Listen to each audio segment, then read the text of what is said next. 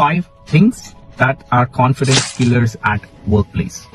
Number 1, negative feedback or criticism from your manager, from your peers, or if you give somebody. Now understand this, I'm going to go a little detail. Understand this, that if you want your team to flourish and if you want to empower them, don't over criticize them. Don't even criticize them. There's a way to provide feedback and you need to learn that. Okay. Once you have that, you can have a better team and you can collaborate with them and have a win-win work in a way.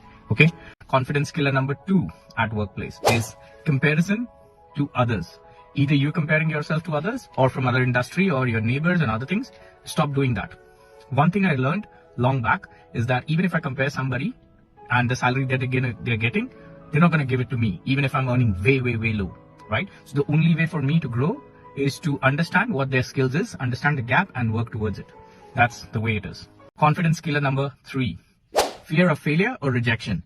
Now everyone has it. I have it. Most of the people have it. There's always a fear of failure that's going to happen something. And that's why Agile seems to be a very popular way of doing it.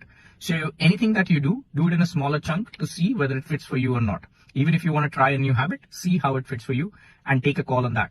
And once you get into that fear of rejection or the failure happens, you have to understand that you need to learn. One of the things that I learned, and I take it now by heart, not just with a pinch of salt, is that this too shall pass. There's been a lot of rejections that I went through, but I take this concept in my head. Confidence killer number 4, perfectionism. I am not perfection. I'm not a perfectionist. I don't believe in that. So what exactly that means is that you want everything to be done very nicely or to the level of detail that it pleases your mind.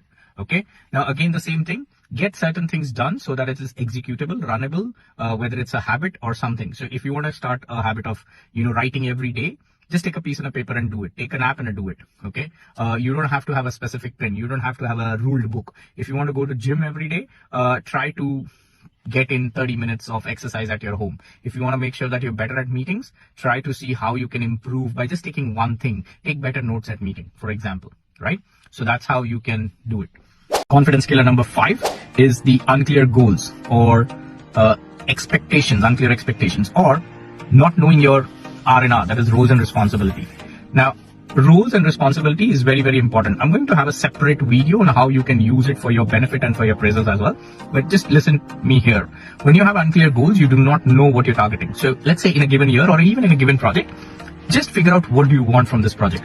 Do you want appreciation in terms of finance? Do you want appreciation in terms of accolades? Do you want to learn the technology? Do you want to bond better or what? Okay. If you just focus, if you know what exactly you want, you can work towards it. Okay. And understanding your roles and responsibility will help you benchmark it, baseline it. Once you have that, then whatever you do above and beyond will also help you to put across yourself in front of your managers of things that you do. But these were the confidence killers that are at workplace and you have to avoid them.